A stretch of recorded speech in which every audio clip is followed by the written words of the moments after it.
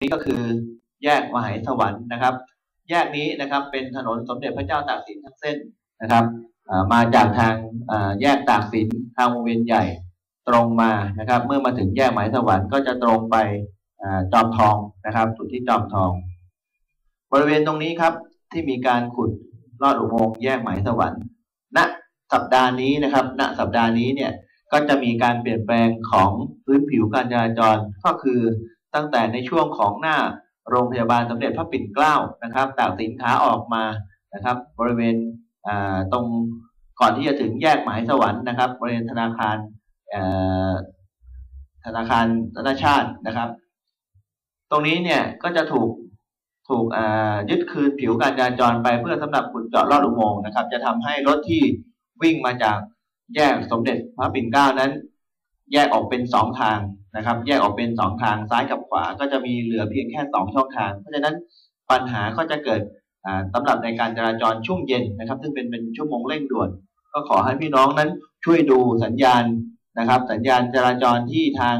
เจ้าหน้าที่ตำรวจจราจรแล้วได้กำหนดเส้นทางในการที่จะเข้าช่องซ้ายช่องขวาให้ดีนะครับรูปของเส้นทางการจราจรในช่วงระหว่างโรงพยาบาลสมเด็จพระปิ่นเกล้ามาจนถึงแยกมหาสวรรค์จะเป็นตัว S นะครับก็คือจะเบี่ยงออกขวาแล้วก็จะเข้ามาทางซ้ายนะครับในทางกลับกันนะครับในส่วนของมาจนถึงมูลที่ตรงหัวการแพทย์กับไฟฟ้าดาวคะนองตรงนี้ก็จะมีการยึดผิวการจราจรเป็นช่วงๆนะครับเป็นช่วงๆนะครับโดยเฉพาะผู้ที่ขับทางช่องซ้ายสุดนะครับคงจะต้องใช้ความระมัดระวังเพราะเนื่องจากว่าเมื่อท่านผ่านมาถึงบริเวณตรงนี้แล้วเนี่ยท่านก็จะต้องเบี่ยงออกขวาในการเบี่ยงออกขวาก็อาจจะทำให้รถทางตรงที่วิ่งมานั้นไม่ได้ทันระวังนะครับอาจจะเกิดอุบัติเหตุได้ง่ายตรงนี้ก็ขอให้พี่น้องประชาชนได้ใช้ความระมัดระวังในการสัญจรไปมาในทางกลับกันนะครับถนนสมเด็จพระเจ้าตากสินขาเข้าก็จะมีการยึดคืนผิวการจราจรเป็นช่วงเหมือนกันนะครับเป็นช่วงเหมือนกันตอนนี้ทางเจ้าที่ตำรวจจราจรเราก็ได้ประชาสัมพันธ์โดยใช้แผ่นผ้านะครับในการโฆษณาเพื่อที่จะให้พี่น้องประชาชนที่ใช้รถใช้ถนนนั้นได้รู้ว่าควรจะต้องหลีกเลี่ยงจุดตรงไหนเส้นทางไหนบ้างนะครับเราก็จะมีเจ้าที่ตรวจจราจรนะครับประจำอยู่ที่แยกมหาสวรรค์อันหนึ่งก็คือว่าเราได้ใช้รีโมทคอนโทรลนะครับในการที่จะคอนโทรลสัญญาณไฟโดยเราจะให้ทางเจ้าที่ตรวจจราจรนั้นออกมาควบคุมสัญญาณไฟนอกตู้สัญญาณไฟนะครับเพื่อเป็นการช่วยเหลือเจ้าที่ตำรวจจราจรนายอื่นนะครับในการที่จะช่วยกันตัดรถเมื่อกรณีที่มีรถผ่านเข้ามาในแยกมากนะครับอาจจะทำให้สะสมพันแยกได้นอกจากนั้นเราก็จะมีหอคอยจราจรซึ่งเป็นดำริของท่านพันตำรวจวิสารธรรมนีรองผู้บังคับการตำรวจนครบาล8ที่จะให้เจ้าที่ตำรวจจราจรนั้นได้มีการมองไกลนะครับไม่ว่าท้ายแถวจะอยู่ตรงไหนก็สามารถที่จะมองเห็นได้ชัดเจนแล้วก็ประสานไปยังผู้ที่ควบคุมสัญญาณไฟได้นะครับเราก็จะมีหอคอยจราจรอยู่ตอนนี้นะครับอยู่2จุดคือตรงที่แยกมหาสวรรค์แล้วก็ตรงเชิงสะพานพระราม3นะครับในส่วนของการจราจรเส้นทางอื่นนะครับก็ยังคงเป็นปกตินั่นก็คือในช่วงของถนนรัชดาขาเข้าช่วงเช้าก็จะมีปริมาณสะสมบนสะพานพระราม3ท้ายแถวไปถึงรัชดา6มากหน่อยนะครับซึ่งตรงนี้เราก็จะให้เจ้าที่ตำรวจจราจรนั้นไปประจำจุดเป็นท้ายแถวเพื่อที่จะได้รายงานนะในส่วนของช่วงเย็นนะครับช่วงเย็นรถก็จะสะสมมาจากทางแยกรัชดาท่าพระมาจนถึงท้ายแถวตรงรัชดา1ซึ่งตรงนี้เราก็จะมีเจ้าที่ตำรวจจราจรนั้นคอย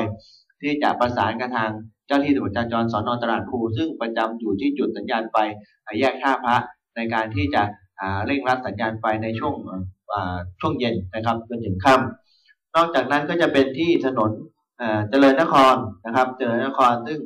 เราก็จะมีแยกบุคโลนั้นคอยควบคุมสัญญาณไฟซึ่งตอนนี้เราได้แก้ไข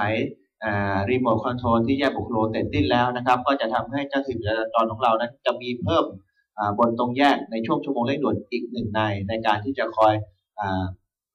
สกัดรถหรือว่าคอยห้ามรถในช่วงที่สัญญาณไฟเป็นไฟเหลืองไฟแดงหรือว่ามีรถติดพันตรงที่แยกนะครับในส่วนของหอคอยจราจรตรงแยกบุคโลแล้วก็อยู่ระหว่างกับเร่งสร้างเพื่อที่จะให้เหมือนทางแยกมหาสวรรค์ทำให้ตำรวจของเรานั้นได้เห็นท้ายแถวนะครับหรือว่าได้รับความสะดวกในการที่จะดูเรื่องของปริมาณรถนะครับนี่ก็คือ ปริมาณรถแล้วก็สภาพการจราจรในรอบสัปดาห์ที่ผ่านมาก็อย่างที่บอกครับว่าการจราจรนะครับทุกครั้งนะครับก็ขอให้ทุกท่านที่ขับขี่รถได้ใช้ความระมัดระวังแล้วก็มีน้ำใจให้ทางซึ่งกันและกันเนื่องจากว่าสภาพทางกายภาพพื้นผิวถนน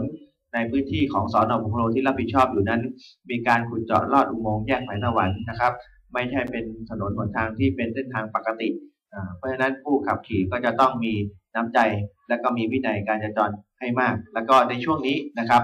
ทางกองบัญชาการตำรวจนครบาลก็ได้สั่งกำชับในการที่จะกวดขันจับกุมวินัยจราจรนะครับที่ผ่านมานั้นเจ้าที่ตำรวจจราจรของสน.บุคโลเราก็ได้มีการกวดขันวินัยจราจรมาโดยตลอดแล้วก็มีความเข้มข้นในช่วงระดมเทศกาลตรุษจีนตั้งแต่วันที่9จนถึงวันที่12 9 ถึงวันที่12กุมภาพันธ์ที่ผ่านมานะครับเราก็มีผลการระดมในการกวดขันจับกุมวินัยจราจรเป็นจำนวนมากนะครับผมก็จะรายงานให้กับพี่น้องได้รับทราบนะครับว่าในห่วง9 ถึง 11ที่ผ่านมามีการจับกุมผู้ขับขี่รถฝ่าไฟแดงจำนวน339ราย2ขับรถย้อนสอน114ราย3ขับรถบนทางเท้า76ราย4แซงในที่คับขัน64ราย5จอดรถซ้อนคันจำนวน4รายรวมทั้งสิ้น597รายก็เป็นที่น่าตกใจเป็นอย่างยิ่งครับว่าผู้ขับขี่นั้นยังคงละเลยยังคงไม่ใส่ใจวินัยการจราจรโดยเฉพาะในส่วนของการขับรถฝ่าไฟแดงก็ขอประชาสัมพันธ์และก็ย้ำเตือนผู้ขับขี่ทุกท่านนะครับว่าสัญญาณไฟนั้นมีอยู่3สีเขียวคือสัญญาณที่จะให้รถผ่านไปแยกได้ส่วนสัญญาณไฟสีเหลืองนั้นคือสัญญาณไฟเตรียมหยุดนะครับไม่ใช่สัญญาณไฟเร่งให้ไปนะครับบางท่านเข้าใจผิดว่าเหลืองออกมาแล้วต้องรีบไปผู้ที่ขับขี่ตามมาข้างหลังบีบแต่ไล่คันข้างหน้าเนื่องจากไม่ยอมไปนะครับซึ่งตรงนี้เนี่ยเป็นการปฏิบัติที่ผิดก็ขอประชาสัมพันธ์นะครับว่าท่านต้องปฏิบัติตามกฎจราจรอย่างเคร่งครัดเพื่อป้องกันหรือเพื่อลดการเกิดอุบัติเหตุนะครับเราก็ยังคงความเข้มข้นในการที่จะกวดขันวินัยจราจรต่อไปถึงแม้ว่าจะพ้นในช่วงของระดมเทศกาลตรุษจีนแล้วก็ถือว่าหากว่าเราไม่ใส่ใจเราไม่กวดขันพี่น้องประชาชนก็จะละเลยและก็อาจจะทำให้เกิดอุบัติเหตุขึ้นได้นอกจากนี้นะครับทางจราจรสน.บุคโลเรานั้นก็ยังมีการระวังป้องกันเหตุโดยการตรวจสารเสพติดโดยการตรวจผู้ขับขี่ที่มีแอลกอฮอล์ในร่างกายนอกจากนั้นก็ยังจะมีการตรวจค้นผู้ที่พกพาอาวุธและในช่วงสัปดาห์ที่ผ่านมานะครับเจ้าที่ตำรวจจราจรเราก็สามารถที่จะตรวจค้นผู้ขับขี่รถยนต์ที่มีอาวุธปืนครอบครองอยู่ได้จำนวน2ราย2กระบอกและเครื่องกระสุนปืนอีกรวมกันทั้งหมด20 กว่านัดนะครับนี่ก็